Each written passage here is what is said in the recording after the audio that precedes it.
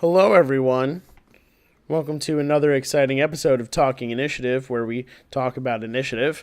I am Josh Perault, your current DM for this almost completed campaign. Also with us today is Drew. Hi. Morgan. Hello. And Nick. Hey, what's up? We also have this beautiful picture of Mr. Jonathan Buckmaster with the hashtag magical girl for his transformation tendencies. He is currently at a wedding right now. He told me to say something, so let me read this out here. Please let everyone know in the Talking Initiative episode that I am currently at a wedding, and the drummer is a Sinbad lookalike. And also let the people watching know that I'm sorry I can't be there. So that is from Mr. Bucky, but we can still look at his face right there in the layout. I would like to read Bucky's prepared statements now. Yes. So these last two episodes were episodes 51 and 52, and this will be the second to last Talking Initiative of the campaign, because the next Talking Initiative will be the conclusion. Yeah. Oh my God. We're going to talk for 8 hours. It'll be a bit. I need to see who else we can get on and to see if we're going to do anything different or not. I got to plan around that. But in worst case, expect a normal episode just like this, but talking about as much as we can. But that's then. This is now. Let's talk about what happened. Episode 51. Does anyone want to kind of jump on this? Weren't we going to make Nick do recaps? I was waiting for someone else to bring it up too, just so I didn't feel like I was picking Nick on him. To do a recap. Hey Nick, what happened? I don't even care if you listened. Just recap for us. Yeah. Okay. This is an easy one. A lot happened, and I'm gonna breeze through it. Right? Okay. So we were on a carriage ride to Strahd. We were hanging out with our homeboy Cyrus. Mm-hmm. He was like, and Krusk had his like a Dr. Phil moment with Cyrus. We realize how messed up Cyrus actually is. That we get to the castle and Hadim's there. Boom, hi. Punchy. We have some disagreements about what room we are in because there's like some shadow demons and some dragon and some gargoyles. We beat Rahadim. We keep on going through the castle and we're trying to get the holy symbol of Ravenkind. Yep, we're at episode 52 now. We have passed that, yes. Right? Yeah. And Strahd's like, hey, I'm here. Let's have a little chat. You guys have gotten further than anybody else in this land. He's super sultry. He's got his like voice like, oh, Strahd. Ugh. I can't do it. I can't do this. That's just Zach's voice. I know. When I was listening back, I was like, oh, wow. And he's like, you have 1 hour. You got to find me. Boom, or I'll kill you all. And then I'll kill you all now if you, or whatever. And then he asked Kent to stay back. Was like, hey, let's talk. And then nobody else knows about it, but Kent is being charmed into believing that like people are against him that aren't really against him, or maybe are really against him. You don't really know. But then he's like, all right, go back to your party and pretend like everything's fine. And Kent's like, what's up, guys? Everything's cool. Let's keep on going. Let's take down Strahd.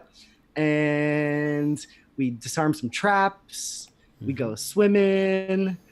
We make it to like the crypts and the catacombs. And boom, Van Richten's there. He's like sneaking. He's like, oh God, you guys, I don't believe you're really here. You're shadow people. You're tricks for Strahd. And then we like calm him down and we're like, hey man, it's okay. And then boom, Esmeralda's there. And there's like 18 of her. And she's got like Ferguson's blade. And things are about to go down. Yep. And that's it. That's where we're Josh at. like, that's pretty Josh good. like, that's don't it. keep going. Cut it there. We're done. Yeah. There's a lot more that happened. Let's go back. That was a good recap. Okay. I think we're done here, honestly. Yeah. Nick hit all the points, so. It's been 4 minutes. Right. Shortest Talking Initiative ever. No. There's a lot that I missed for sure. No, that was basically it. But now we have to break it down. Break it down. That's the thesis statement at the top of your essay. Here's the points I'm going to talk about. Let's go into that body. First point. Let's go to Krusk talking to Cyrus. I cut out the part in the episode where it was like making a persuasion check because something was said and I didn't want that idea to come across, which was you said, I wanted to make sure that I wasn't wasting my time. And I don't believe that you were wasting your time at all. And it was a great character development moment and a good way to look at another character.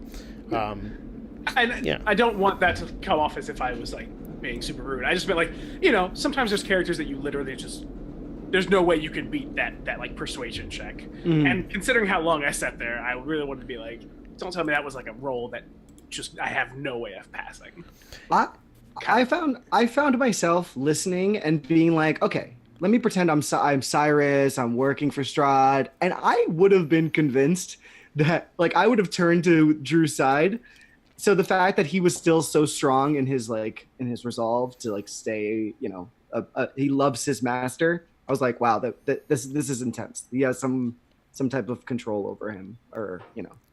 Yeah, he's crazed and broken and abused, and it is a Stockholm syndrome to an extreme end. Mm-hmm. And as much as the talk didn't really help him out, I think it was a great way to envision how Strahd's pull over the land was really working on an in-depth mental level of how bad it can really rip somebody from any sense of sanity. Mm-hmm. Yeah, I mean, I get that, and honestly, like, even if you had told me, like, there's no way to change his mind, like, that would have been fine. I just hate rolling rolls that you can't pass. Like, there's literally no passing way to do it. Yeah. Because it's just kind of a dick move to be like, yeah, roll. No, there's no way you can do that. So, like... There was a point during it, though, that when you asked for a persuasion check, I did have a DC in my head, and I think it was like over 20 because of just how difficult it is. And I think based in the DMG, like 25 to 30 is like very, very hard to impossible. Yeah. That Cyrus may have stepped in during a fight or given you a hint of how to defeat him. That's where my head was. It wouldn't have been him completely turning sides, but in a way to assist you. Mm-hmm. Yeah, I definitely, even from the beginning, I didn't expect him to like flip-flop sides. No.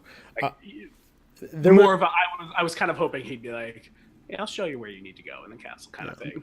Mid-conversation, I thought he was on our side. I was like, wow, Krusk is doing really good at convincing this man. Krusk is a great psychologist. I was like, oh, he's talking about his family, relating, and I'm like, all right. So as a fun fact, before you guys saw Cyrus, what I had in mind was potentially having Strahd polymorph himself into Cyrus and him be the one on the cart with you that entire time. So there would have been no way to convince him. He was just with you. But I ended up going away from that because of other events going on in the castle itself. Mm-hmm. Morgan, good face. I didn't do it. It was an idea. I did not do it. I wonder what would have been different if would we have noticed it? Like how it all would have turned out. Because if there's one thing that our party is absolutely allergic to, it's a fucking insight check. That's true. I feel bad for Bucky now. Who lies ever? Yeah. In this entire next campaign to Bucky, it's going to be like, insight check. Like, it's a squirrel. Why are you insight checking? It's begun, sure? like every time, because we started that, like every time we're trying to do something right now, we're like, insight check, investigation. He's like, please. Listen, it's that thing of how somebody said it on Twitter and they said it best. I wish I could credit who it was.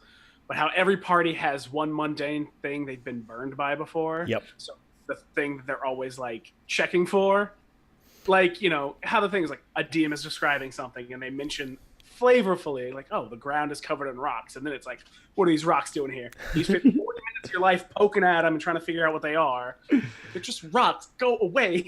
I mean, I honestly feel like going forward, like, Charlotte's not gonna, like, step foot on a rug that she doesn't poke before. True. It's also the critical role idea of, like, being given a box from an NPC and then everyone going, that box, it has to be bad. There's something bad in that box. And by the end I of the don't day, trust it. it's a box. That's it. But you spend an hour of like poking it and investigating and maybe setting it on fire. Just a little bit of fire. You want to see if little anything bit. like pops out. Yeah. Drew, you always suggest to set things on fire. This is just true. like Well, that's because my first game was Call of Cthulhu. Like, my very first RPG experience was Call of Cthulhu. Setting stuff on fire worked. It was the best answer. It was the only answer. Pretty much the answer. Yeah. You get into a town, I burn the town down. Don't care what's going on. So after that drive was the Rahadin fight. Rawhide. Do you guys have anything in particular that you had questions about with that fight or that stuck out to you? It was a pretty run-of-the-mill fight that ended up going poorly on my part. Also the lair action with the gargoyles. Did you have any questions about the dragons? Anything like that? I don't, but I will say, had I known at first the gargoyles were lair actions, I definitely would never have been like, oh, let's use hollow, because I was thinking they were 8 actual gargoyles, and we were about to get fucked. But as a lair action, it took the down quite a bit. So in Curse of Strahd in the book, those gargoyles are not a lair action. No, I know. I remember you saying that, like in the thing, but when it initially happened, that's why I was like, let's use hollow. We need daylight. We need like help, because this is a lot. 8 gargoyles plus Rahadin and a shadow demon. Like, we need something. Yeah, I would not have been able to do that. And but as a lair action, they were still dangerous, but it brought that challenge down, so we didn't need to burn everything. What exactly is the benefit of choosing to have it be a layer action over like, I mean, I guess 8 gargoyles at once is very intense, but is it kind of just lessening the damage possibility? Correct. The way that I was approaching it was I wanted the threat to be a little bit more because you're approaching the end fight. It's, the big mini boss beforehand. I wanted you guys to get a taste of that lair action right before you may get more lair actions later. Anyone who plays D&D will know that lair actions will come up in a big fight. So I wanted to introduce that.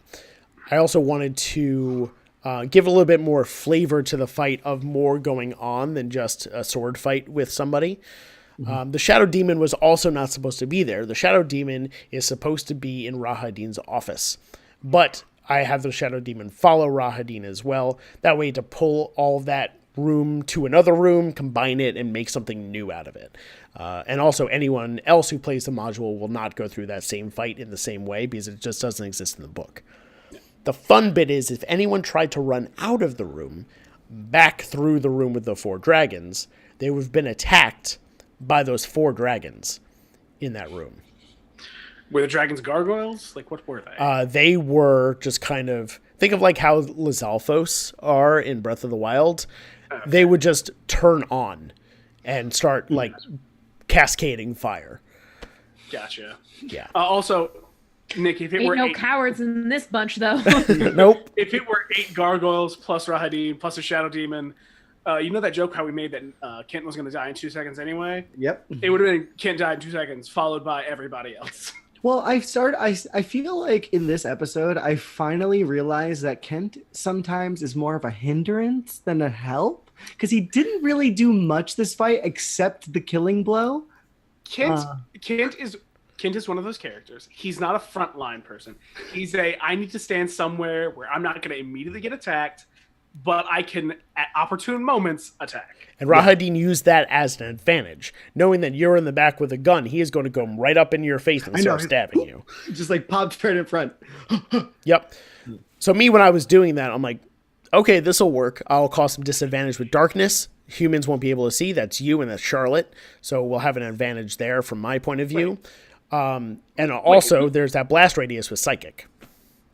No, Halfling doesn't Kent have dark? Didn't? No. Nope. I swear never rephrased. I swear at some point he said he did. Then cast Dark Vision on him a couple times. That's what it was. Yeah. And also there's that AoE psychic damage bit. So I wanted to get up in there, cause that. But that ended up not being as helpful as possible because in my head I'm like, oh, I'm going to do all this stuff and then bamf out. But that would be using 2 bonus actions at a time, and I was not using the action economy as well as I should have. So I may have went into the battle a little bit differently after running it the first time. But even so, I thought it was a nice way to kind of chip off some health, chip off some spells before you continue on to the rest of the castle. That's really what this was for, was to kind of grind down for later. Yeah, because you were not going to get another long rest. Too bad. Yeah. If I had found a nice corner, I would have taken one. So we never found a nice corner. That was the problem. Yeah. No. So after the Rahadin fight, you guys ended up going back downstairs, and you hopped into the Strahd conversation. So Nick, we'll get to you in a second. With Morgan and Drew, what did you think about like what was going to happen in that room while you were waiting? I honestly thought Kent was going to get killed. And then when he didn't, I was like, Strahd definitely did something. Let's not metagame, though. Something's funny. Because there's no way Strahd's just going to have a friendly conversation and be like, no big deal, guys. The look on Morgan's face when that like went down, I was like, oh no, she's inside check. You know, I was expecting the yells of inside check. So here's what happened. And this was very clever on Josh's part. Josh gave me anxiety by giving me a time, like a countdown. So I remember when we were recording that I was going to use whatever I think it's clairvoyance. It's like you basically stick a globe into another room that you can see, and like clerics can kind of like listen in. But the problem is that the globe is visible. Or no, is it invisible? I believe it is in the ethereal plane. I'm kind of pulling that out of my ass now. Okay. But you were wondering about true sight. Yes. So it was invisible, but I was like 100% certain that this person was going to have true sight. Like I like argued about it to myself, and I was like, I could do that, but I don't like want to fuck up and like get him upset or like just delay things. And then I started getting worried about you only have an hour. You got to distract Morgan sometimes with the time limit. Yeah. She's like, we got to go. And that whole time we had that conversation, that was one of the 2 sessions that Morgan and I were in the same recording space. So she had to go into the other room. So I had to talk to you with a quieter voice to make sure that there was no words bleeding into the bedroom, which was making me nervous. But Zach ended up whispering for me anyway with the lines coming back. I'm like, that worked. Cool. Yeah. But then, Nick, when you came back, or when everyone came back, you treated that so well of like, Strahd, he tried this and it didn't work, to kind of cause that fake positive bit of, he tried something, we're good. Yeah, I remember being, just looking at everyone's faces and seeing the skepticism on them over how this interaction went. And so I kind of tried to really sell the fact that, he tried something and it just didn't, like, it's possible that I rolled really well and, I just don't know exactly what happened. Yeah. Really try to play it off. So mad. So mad. Yeah. Don't be mad. Morgan, we know the future. It's all. I know. We're in the future. Like one insight check. Why? Again, who lies? Who even does that? So Morgan, Drew, and Bucky, for the first time, heard that conversation happen. Bucky heard it with me and then replaced it with Zach. But everyone else heard it with Zach's voice for the first time when this episode was ready. So that entire time, it was just, they saw the result of everything, of like, them finding out that, Kent had this in his head. We'll leave that for future episodes of where that comes out, because there's not much time left. But they finally got to hear that conversation happen.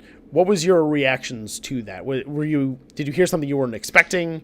Was there something in particular that stood out to you of hating me even further? Because Nick, you did say the audience will hate you, and that was about this conversation. I was mostly just really impressed with Nick. Nick did a great job. Yeah. Oh, thanks, guys. Like, I feel like so there's a lot of modesty that Nick kind of presents about playing in the games, and a lot of times when we're playing, he'll be like, can I do this? And I just want to know if I do that, can I do this? And if I do that, can I do this? And it's sort of like he kind of runs through all of the scenarios.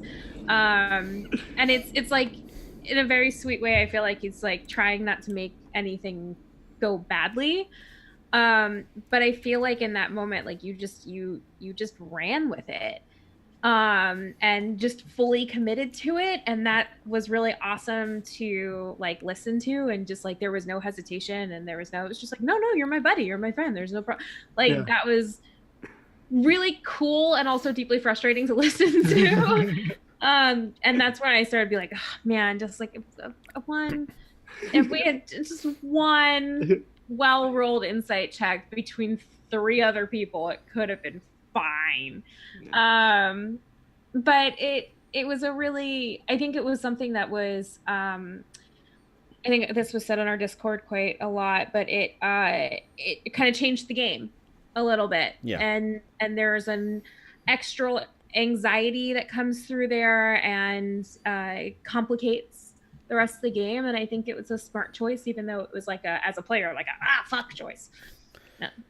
Yeah, it definitely, someone from the Discord, I forgot who it was, said, like, I think it was C-Tape, that we were going in this direction, it made sense, get back to the castle, hit the mini-boss, go to the end game, finish the game, epilogue, and then hit this conversation and just went right to the left. Like, okay, well, now I don't know where this is going. Yeah. And that's, just throw that wrench in there. I want that last little bit just to grip everybody and go, what's going to happen? Especially since right thereafter, we're hitting up Van Richten and Esmeralda. But before we get to that, Nick, how did you feel about that whole talk? Oh, how I felt about the whole talk. So I don't remember who, but it was early on when you guys first were talking to me about D&D. Somebody had mentioned an old story about a game where their character, like, yeah, it was definitely you, had turned and their alignment switched. And I thought that conversation, I was like, oh my gosh, D&D is great. It causes you to do all these crazy things that you wouldn't have normally thought of. And I just kept it into the back of my head of like, oh, I should definitely play with that idea if I ever run a game. I wish that would have happened to me. That sounds like such an awesome moment, but I've never said anything to anyone. And then all of a sudden this conversation happens, and I see where Josh is going, and I'm like, this is my moment. This is the story that Josh told before. I need to really dive into this. And I just got so excited. And, you know, at the end of the day, I just thought it was such a great story element to throw in there. And yeah, I love how I've been playing Kent very, fun-loving and jovial and childlike. And to do this so near the end, I thought that it was really awesome, and I just jumped and dived right into it. I loved every second of it. Well, I have a question for Nick real fast. How did you feel lying to your friends, Nicholas? I was hoping that the result would make everything that I lied about worth it. You know, that it would all play out into a fun way where people would not expect it, or you guys wouldn't expect it. So I was okay with lying to you and lying to your face. Well, now we know that, Morgan. Liar.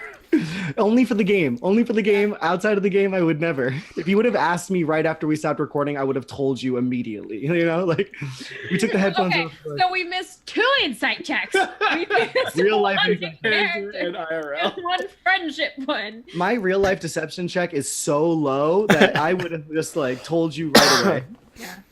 I think we're gonna have to wait until the next episode to see how really that plays out, and to discuss that. But yeah, there's game changer.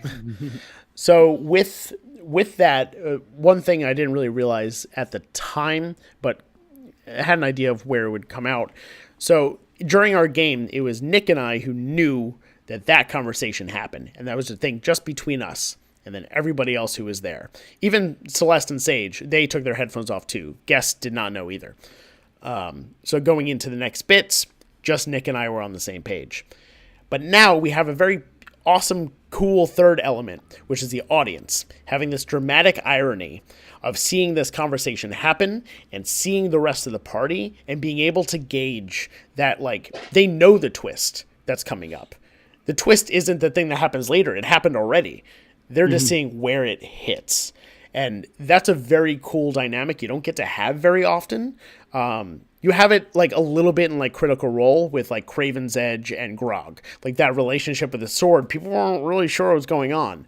Or, you know, Ford and his dreams, people weren't really sure what was going on. And that extra dimensional like bit of irony makes things pretty cool. And you get a whole other perspective that we would have never had in the game ourselves.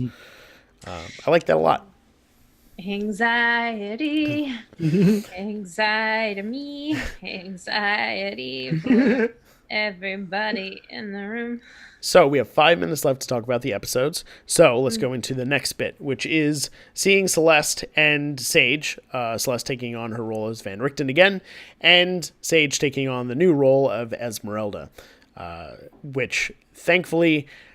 sorry, Sage and Celeste, for having you guys have to wait since June to talk about this, because we recorded that episode on June 2nd of last year. We finally got to introduce a new guest character 3 episodes from the end of the entire campaign. Now, I forgot. Did I tell you guys who Sage was playing beforehand? No, you did, because at one point you said Sage wanted to play Esmeralda if she shows up. Yes. So if Esmeralda showed up, we knew it was going to be Sage. Yeah, I think we had known going in that was going to be the case, but we didn't know what kind of role that was. Right. Yeah, we didn't know where she'd fall on the friend-foe spectrum or whatever. Yeah. And at the moment, not looking too great. Not looking good. Esmeralda's entrance, I will say, I did not talk to Sage about her like opening kind of dialogue or whatever. That was really solid. That was really, really good. Yeah, she. That was a good intro. They brought a lot to the table with that. I was super impressed. But we'll have to see how that fight goes next episode. I have a question for. Did you edit it or Bucky? Bucky edited this. Okay, I have a feeling that there were probably some cuts made, because listening to it, I was like, ew, don't fucking touch him. Don't touch me. And I don't have a filter when we record, so I probably was like, ew, like at the time. She like caresses the face. I was like, ah. Yeah. I will admit, even for like the finale episode, our entire last session, I cut down from 3 hours to less than 2.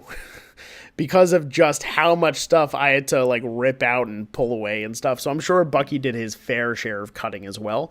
Because on top of just trying to turn it into a show, we had 2 whole extra people who have 2 extra bits of crosstalk going on. So it's a lot more editing from that point of view too. So yeah, a lot of over talking and things. But that's a normal thing that's going to happen at any table, and we're no different. It's going to be the same. Yeah. I have one comment to make, and that is, I want to say publicly, fuck you for giving Esmeralda Ferguson's sword. Such a good little. I will take that. It makes sense, but fuck you. Yeah, the reaction from you two was great. I mean, the reaction from Nick was probably best, with like, did not catch that. Okay. Okay. All right. Yep. I just thought it was a really cool sword. I was like, oh wow, that's so descriptive. How did he already know that's the Mine? Like, oh, yeah. The sword stats did change, I will say, and this is no spoiler or whatever. And the reason is most of it kept, but the stuff that was Blood Hunter related for you was removed. Okay. Yeah. Because otherwise, fuck. Yeah. But even so, that is a dangerous weapon. It's Going into that fight, I was like, oh, fuck. Yeah. Well, that was another a little irony bit. I'm like, here you go. Have fun. Because the sword was definitely made to kind of help bolster Ferguson's, like, super sweet nature. Yep. I really feel like the fight coming up, or the situation that's coming up next, is, like, one of the most intense ones we've had. And is, like, people make choices that are very, like, not a lot of other players agree with. And it's just, like, it's a hot mess, but it was a really interesting, intense like situation. I'm curious how Bucky's going to cut that, because there was a lot of yelling that happened in these future fights. There's a lot of anger and emotions happening. Okay. Yeah, which is, I mean, you guys have been playing these characters. Well, I mean, in this game, rather, character time is a little skewed here for a couple of us. But playing this game for a long time, and this is like the final bit, and you don't want it to go wrong right at the end, including from my standpoint. I don't want it to go wrong. This has been a show the whole time in DMing. I don't want people to just automatically TPK at the end, because that sucks. So there's a lot of stress and anxiety, and you want it to go super well. And every little decision is just like examined. Yeah. But it's a thing. I'm excited for people to hear it and see what happens. Yeah. The finale, I will say, by the way, will be an extra long episode. So it'll be, I think, like an hour and 40 minutes or so. So expect a treat. Before we jump into the questions, can I officially, we said it before, but we're taking initiatives 2 years old, guys. It is. Happy birthday, us. We are toddler. We're officially, I don't know what happens when you're 2. Learning to talk. When you're 2, you start walking. You start talking. All the good stuff happens at 2.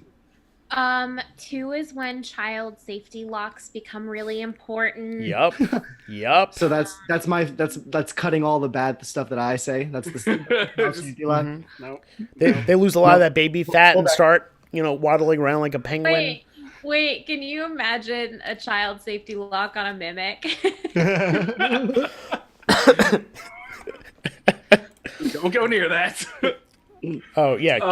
Why is Kit asking Daddy Josh? Because in Discord, I sent you the screenshot that it is assumed now that I am the dad of everybody and that I've adopted everyone. So, more child support for me for some people.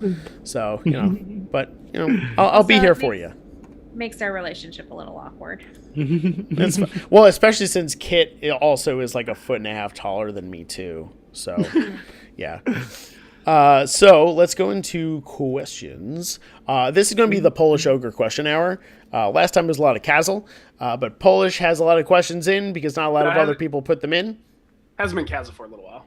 It's true. But early Talking Initiative episodes were straight up just the Kazel hour. Yeah. But now, Polish, you get some spotlight, and thank you for your fan art for the episode a couple episodes ago with Erwin and Kent. And also now Cinnamon Lich. So if you guys haven't seen it yet, hop into the Discord. I'm sure that fan art is still floating around, and I think I put it onto the website too. So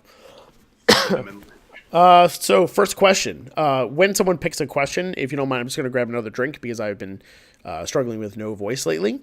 So Morgan, would you be able to pick a question and start it up? Sure. Thank you. I'm going to have to wait for you to get back. Any plans for other guest appearances? This last episode was the most guest heavy. It was so Celeste and Sage are the last 2 awesome guests of the show. So yeah, that one answered itself.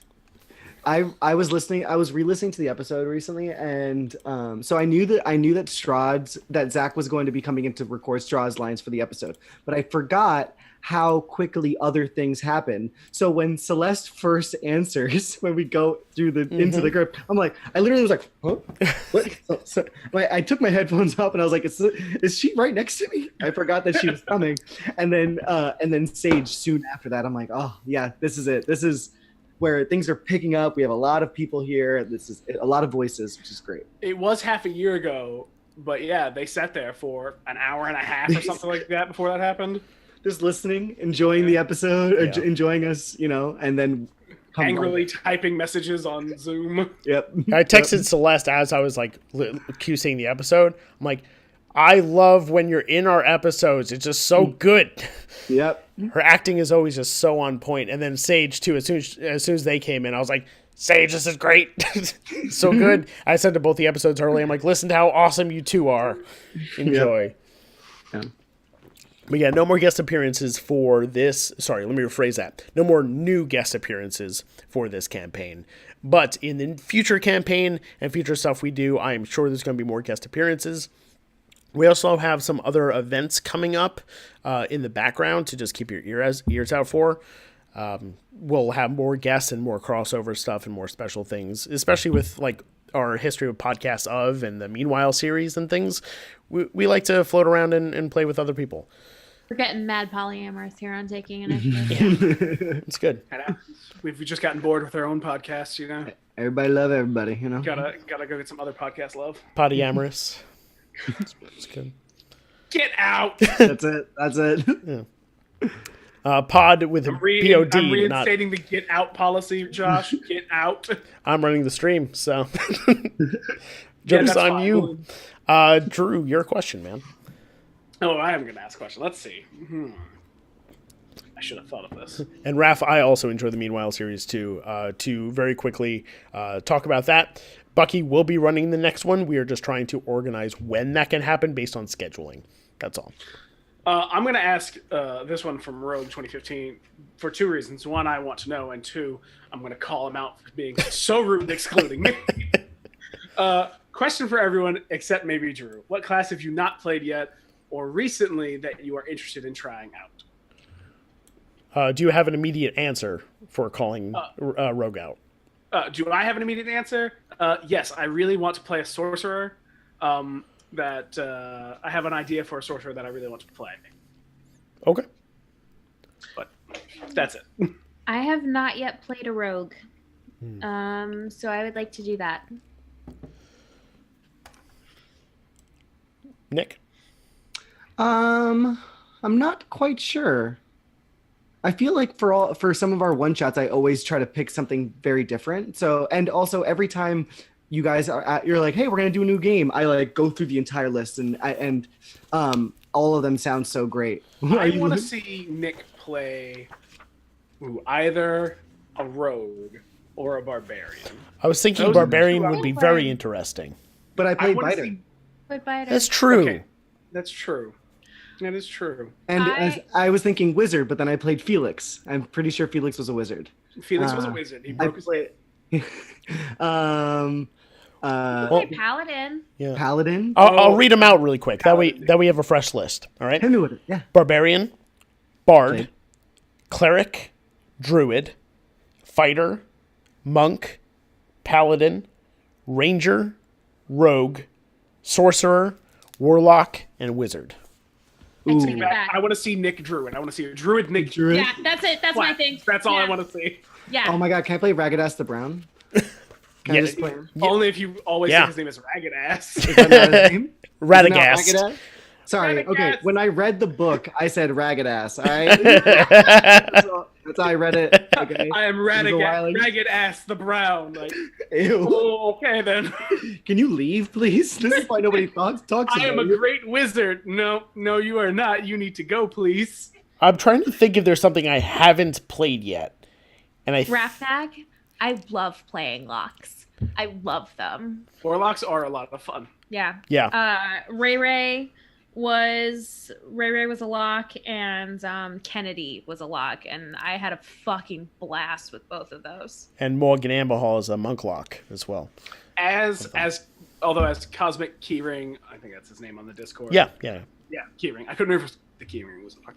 Pointed out, Blade is pretty much like the best Warlock packed out there, unfortunately. Like the other two need a little bit of tweaking.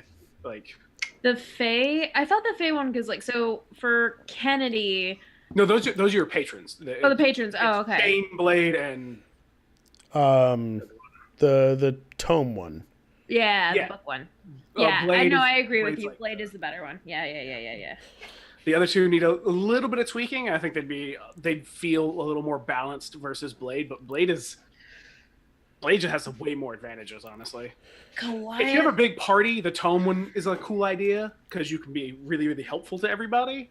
But if you have a really small party that everybody needs to be doing stuff, Blade is your best option. Mm-hmm. I think personally, I'd be one of two choices. I have not played a sorcerer yet. despite how much I played casty classes, the sorcerer subclass options have never really interested me because the wild magic is too random for my taste, and the dragon bit, I don't give a shit. Bucky has taken all of the dragon love that I could possibly have and absorbed it into himself.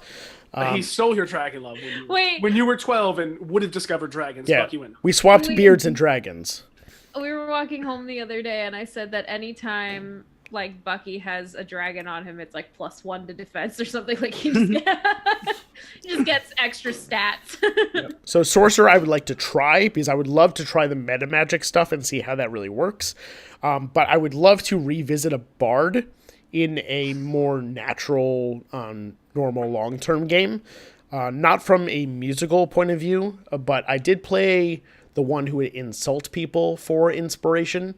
I think I would more so go towards a pun bard. Oh, yeah. Because that what speaks me more than speaking puns all the time and giving people get out inspiration. I just want to leave this fight. So I think that's everybody there. So Nick, your question. Let's see. Is there a compilation of outtakes and funny edits? Most of the outtakes are either cut out because they're not good for public consumption, or in the episodes already. We don't take out a lot of the outtakes because we like that balance. I think that's kind of our flavor, is having a lot of audio drama stuff being in the game, being in the story, and then that hard cut off music go into laughing mostly because of what Nick says, and then hopping back in. I remember listening back to this episode and being frustrated with myself for the tinderbox fiasco, where I used an action to light something, and I'm like, "Oh God, you're so stupid, Nick! Like, come on." But yeah, almost everything's in the episodes. But what I do enjoy is when Josh sends in stuff before the episode comes out. And he's like, "You should listen to this. Listen to this." Yeah. It's usually Nick. Mm-hmm. It's like usually like clips of Nick being fucking hilarious. The one from the finale, which you guys will hear, had me dying, and it was Nick, of course. But Bucky used to do that all the time because he was always our main editor up until recently. We've been swapping off, so he would give us like little clues of what was coming out in the next episodes and what to look out for. But other outtakes, visual jokes, we tend to rip out because they don't stay. Those, and then Bucky was making fun of me for like a couple days because I think at one point we were all talking over each other and I tried to enter the conversation like 6 times, and it's just like the most embarrassing supercut of me going like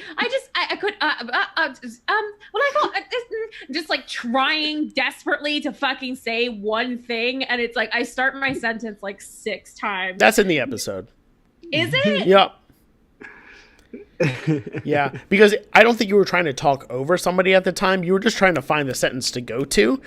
And you're like, I think that if we just do this, but if we do that first and just go, yeah, that was wonderful. But yeah, most of the stuff we cut out, we like leaving the jokes in. It's just stuff that we say, and us as a group are like, nope, cut that, can't do that. Mostly that's Drew. Drew is a very good ear for that. Of like, nope. Or is visual jokes, because if something happens that requires somebody's face or whatever, it's hard to go over audio, and we don't want people to feel left out on the joke at the same time. Yeah.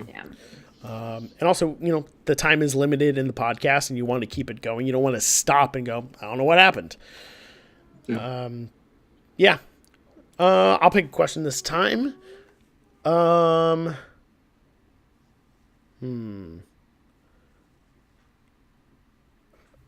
I'm going to ask this one because it was part of this. I think we already did that one Polish, but I'll read out your question anyway because it was there.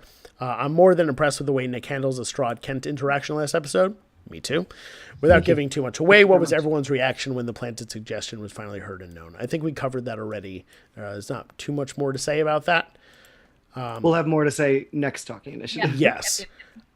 So I will go to the next question, which was basically the same as another question he had, which was, what's your personal rough moment and why was it cinnamon sticks? And so with what's been published so far, what's everyone's right in the feels moment so far? I feel like that's the same kind of question there. So what's your biggest feels moment so far in the campaign? Let's go with Nick. So probably right in the feels moment is almost every conversation that Kent and Bucky had where they go where there's been a lot of talk about everything that they've been through. We've played this game over a really, really long time, and it does actually, even though in real game time it's only been a few weeks, right? A few or now a year. Over a year. Oh yeah, with the time jump, it's been a while. So to really feel that weight and have a conversation in character with somebody who's been a character who's been there since day one, always like hit me right in the feels. I was always like, oh yeah, we have been like this is us together. You know, we've gotten this far, which makes the conversation with Strahd that much more sucky. Yeah.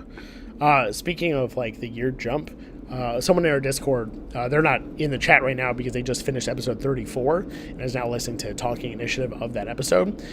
Just think of this for a second. Ready? Episode 34 with the half party kill came out 36 weeks ago. Ooh. Oh, God. Wow. It was that long ago. Welcome to the past. Yeah. That was crazy. I just thought of that. I'm like, holy shit. Like, again, we were saying it's been 2 years, but man, like this has gone on a while from a bi-weekly standpoint. Like that's just going to happen that way. But Morgan, what was your personal right in the feels moment?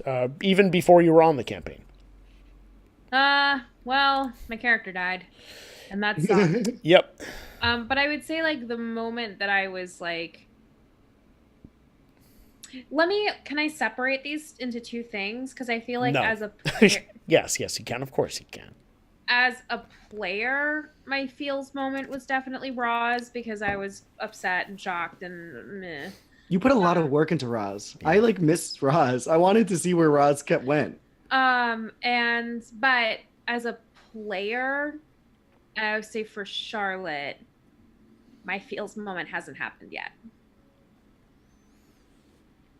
Yep, that makes sense. There's a lot of feels in the next two episodes, I would say. Yeah. So. Okay, so yeah, okay. Before Drew, Kit says Ferguson and Roz.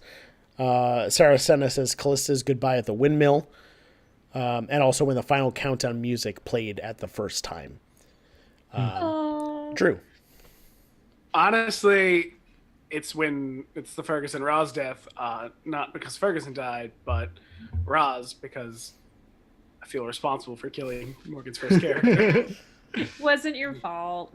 So that was right in my feels as a player, and I'm always going to be sad about that. I don't care what happens to my characters. We all know that. I've been really gratified by like Roz wasn't around for a very long time, but I've felt very good that people have responded really well to her and like still bring her up, and like that's pretty nice because it was a long time ago that she got kicked off and she was only there for fucking 12 minutes. So well, the thing with Roz though is her shield and Maureen became more of a prominent character afterwards. Yeah. For sure. And I do love that was a thing that we got to carry on through the show. But I like it when people like in the chat right now, Rafnag's like, I loved Roz. And I know Kit loves Roz, and thank you. Well, actually, with every death, like Abraham came back later as a point. I mean, he was dead, but he came back later, and that was, a revisitation. Mikhail became an entire arc. Ferguson's sword has just come back, 18 episodes later. Roz's shield continues. Every death that we have had, those characters really haven't died in the story. They've what Josh is continued. saying is, thank you, Drew, for murdering so many. Yeah. Thank you for creating all the feels. That's great. Yeah. So many plot points I can use later. For me, I would say from a listening standpoint, the feels, I mean, the Ferguson Roz one is an obvious go-to, but more so the bar after that. Hearing Kent and Ven talk about what happened, you could tell how upset both of them really were, as players and as characters. The entire tone of the episode was a complete shift. The music obviously like accented that, but playing in that game, everyone's tone of voice just dropped 3 levels. Everyone knew what was going on. It became just watching a house burn down. No pun intended, because that's what happened. But as a DM feels moment, it was probably this conversation with Kent, because I knew the ramifications behind it. And I knew from a story point of view, it would have been the best possible option. It makes sense in the book. It makes sense for Strahd. And it even says for Strahd to go after some of those characters who he feels like he'd be able to really pull to his side. But doing that to somebody, especially to Nick, as a friend and as a character and as any point, hurt. And watching that play out for the rest of the game, it right in the feels, because I basically did to you what Bucky did to me with me turning evil during that one game, and I tried to actively kill my friend's characters because that was the choice at the table. Drew was there for that. That sucked. A side note, and it's not a spoiler at all, but right after that conversation, once everybody was getting their like headphones back on, they were coming back, to the conversation, I wrote every character that was around and like how I could kill them, because I was like, oh, I'm evil now, like I was just I was just planning like 8 steps ahead. I was like, all right, let's see how Charlotte's going down. Let's see how Crush is going down. As if you could have. She could have squished you like a bug, and the only thing that would have saved you is her fucking Jane Fonda squatting down to spare the dying. I might have gotten too ahead of myself, because Strahd literally had just said, "Don't hurt your friends. They're fine." I was like, all right, I'm bad now. All right. I mean, let's be fair, Nick. You would have been able to kill. Just put one of us into death saving throws, and the other 2 would have murdered you instantly. Yep. I just imagine it's me like banging on Crust's ankle or like calf, like, no. Well, the funny bit is the evil character. For anyone who listened to podcast of Waterdeep, Zabby, who was in the podcast finale, that was a character who turned evil. So this was also this gnome who was hugging. I think it was Drew's second character for that, because he was running Tobor, a Dragonborn cleric. He was hugging his leg, crying after he was trying to attack everybody. So it's the same idea of this short little character, like going at the legs of everyone else, be like, "I'll get all of you." I imagine if Nick had done it, he probably would have gone after Charlotte first, and then Crust would have murdered him instantly. Like, just saying here, Charlotte hasn't been knocked. I haven't rolled a death. No. I don't ever. I don't think Charlotte's like squishy. I just meant like if Nick was being smart, he'd go after the healer first. Yeah. And then he would have, and then Crust would be like, "Oh, you killed my wife. Fuck you." My wife. My wife and murder. So we have 2 questions left. Oh, right. Okay. Well, one of them we can't answer. Yes, which is, where does everyone go when Strahd potentially falls? We'll answer that next episode. It's so exciting. Yeah, because we'll be done. And potentially falls is a good way to put it, too. We have no idea what's going to happen. So the last question will be from Polish as well. What was your favorite new non-D&D system you had the chance to play this year, streamed or in private? We've answered questions similar to this, but I feel it's a good thing to keep on hopping into. Drew, you play the most systems out of all of us, man. Oh, God. Okay, this, let's think 2018. Spire. I played that last year. Probably one of the most interesting ones I played all last year. Very cool system, weird world. Check it out, definitely. I love the fact that you can roll, like, even if you don't have a skill in something, you just get to roll a die anyway, because, fuck it, luck might work. Sarah Center brings up a good point. This year being 2019, it's been a short time. So, yeah, we'll say as of recent times. A year from today. Yeah. Nick, what about you? Have you played any other system? I know you DM'd for the first time. I did DM for the first time recently. It was exhilarating, stressful, exciting, nerve-wracking. It's all over the place. I don't know how you guys are able to do it for long term.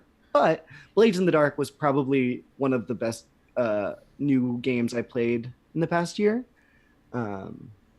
Right, that was a lot of fun. I haven't gotten a chance to play new systems, and I really do want to try new stuff. So yeah, send some our way. Let's try it out. Yeah. Lauren is a very good resource for that. Mr. Lauren Peterson from Nerds on Roll. I asked him a question 2 days ago. I was like, I have this dumb idea. I need to get a system that might work to run it. And I was like, no rush. It's not going to be anytime soon. 5 minutes later, I had on Discord a list this long. I was like, I have so much reading to do now. You knew what you were getting into when you asked. I did. I mean, it's great. I was just like, you know more games than I do. I need mechanics that can kind of do this. Blech. It was great. Morgan. I think you only played Ribbon Drive as another system, right? Yeah, Ribbon Drive. I have been, keep me honest on this, guys, because it's been a very busy couple months and I haven't been able to do a lot of thought into what I want to be doing, which is creating a mishmash of my own system for a Stargate game. And I've been planning that for a long time, but also have not done the serious work of figuring out how to make it fucking work. But I've been still trying to think about that. That's my pet project. Once we get me all moved in and all that kind of stuff, and that's out of the way, we'll be doing that. Also, this, I don't know about next episode, but this may be the last time I'm in this apartment space for a stream, because the next one I either may be still here or already in the new apartment with Morgan and Bucky. So you'll be seeing a different environment shortly. New system for me, I would say Masks is still my go-to for a new system that I've tried. I also tried Ribbon Drive. I enjoyed myself, but Masks, I've had very drastically different games each time I've played. Again, unfortunately, the second session of Lab Rats will not be coming out due to lost audio, but I don't think I've ever been so emotionally invested in a game ever, except Honestly, for that session. That's so depressing because that session was so good. We should. I remember all of us ending that session just like, what the fuck? Yeah. Oh yeah, that was really freaking good. Yeah. Oh. While my kid was off to the side, half sleeping, and we're talking about dads and sons, I'm like, it got so emotional. Yeah. We should do a because we lost the audio. We should still talk. We should talk. We should share the story. We should do something because honestly, I would love to do another Lab Rats game. Yeah. If we can get Lauren to run one for us. Yeah. But I feel like it has to be a continuation from the game that we lost, so we got to fill that somehow. Maybe do a condensed audio drama for just to fill in the gaps. Yeah. Or a last time in the Lost issues. And we'll have to bring Celeste back for that too. Honestly, ending that game, I wanted to play more and also fully just emotionally drained. I was done after that game for a while. And Sarah Senna, you said Thing Noir did. Just to clarify, Lab Rats. Lab Rats was a crossover thing we did with the Nerds on a Roll crew. Lauren DM'd the game for Bucky, Nick, myself, and Drew. We had a 3-episode stint of that. You can find that on both of our feeds. We did a second session, and we brought Celeste in as well, but unfortunately the audio was lost, so we don't have that anymore. But we always do plan in the future to do more with Lauren, and of course more with Celeste. So that's a little backstory on that. So it's 8:58 in Eastern time, at least. So I think we should start closing up. Does anyone have any last minute things to bring up about these episodes, about things in general, or should we do some sign offs? No. I have one thing to say. I changed my Twitter handle. I saw that. I regret it because as soon as I did it, Josh was like, it's 2 episodes from the end. I was like, damn it! I could have waited. Well, What did you change it to? It's now Cyber Sasquatch. Cyber underscore. The tweet went out about with the link, and I was like, "Who's Cyber Sasquatch? Why is he on our stream?" I was like, it's gonna end soon. I could wait. And then I thought of that, and I was like, I'm gonna change it because it'll end like what, 4 or 5 episodes from now? Nope, it's 2. Fuck me, I couldn't wait. Well, you want the extra kicker? The finale, I don't have credits on it. So you missed it for 1 episode. Motherfucker. That's it, just the one. But the Twitch layout does have that Twitter handle there. Thank So you. for anyone who wants to just see it written out to copy it over, that's where it is. So let's do some sign-offs because it is 9 o'clock. I am Josh Perault. I have been your DM for this campaign that will be ending in the next 2 episodes. You can find me on Twitter at XyroxisTheBeard. That's at XIROXIS the Beard. And the podcast at TI_pod. If you would like to see me doing other stuff, I'm on Nerd Immersion stream every other Monday with Mr. Jonathan Buckmaster, playing Princes of the Apocalypse, where I play Scratching Post, the Tabaxi Barbarian. You can find Bucky on Twitter at Bucky_Masters. If you'd like to see something I do outside of the podcast, you can catch Blue Bloods on CBS. I am the online editor for that show. Drew, where can people find you and the stuff that you do? Wait, very quickly. Behind you, you can find Kitten, who's the best cat. Yeah. Kitten, are you on Twitter? No. Oh, we need to make a Twitter for her. Yeah. The Smote. At Kitten. I am Drew Tillman, and you can find me on Twitter now at cyber_Sasquatch. And that's probably the best place to find everything that I'm doing. I have several things coming up in the near future, including the far, far, far, far future. I will appear on Dark Dice. Very far future. Next year. Nick. I'm Nick Figueroa. Kent Brickwood, East Fodling Brickwoods, not like the West Fodling Brickwoods. You can find me on all the socials at Nico Figs, NIKOFIGS. Just loving life right now, so come say what's up. Hi. And Morgan. Hello, my name is Morgan. You can find me on Twitter at ThistleRaven for all D&D blabber. And you can also find me at Morgan E. Conroy, which I talk about politics and like New York stuff. Speaking of New York stuff, if you live in New York City, you should check into the public advocates race. Everybody and their great grandma is running, so you have a lot of options, but it's a good idea just to take a look. There was a debate on NY1 you can take a look at, and I believe that election is February 24th, but don't quote me on that. It's at the end of the month. Cool. So for the last episode of Talking Initiative, we will be communicative of what will be happening for that. If we'll have anyone else, if it'll change the length, if it'll change the time of when it will air. So please keep an eye out on Twitter and in Discord for any announcements regarding that and the future of the show, of what's going to be coming next. So until then, we'll see you guys later. Enjoy the next 2 and last 2 episodes of the Curse of Strahd campaign. Bye, everybody. One last thing to say. Yeah. If you're on the Discord, in 30 minutes, you will find a link. Come, there's a movie thing going on. So come check that out if you know where to find it. Ooh. All right. That's Cool. it. Bye, everybody. Bye. Bye.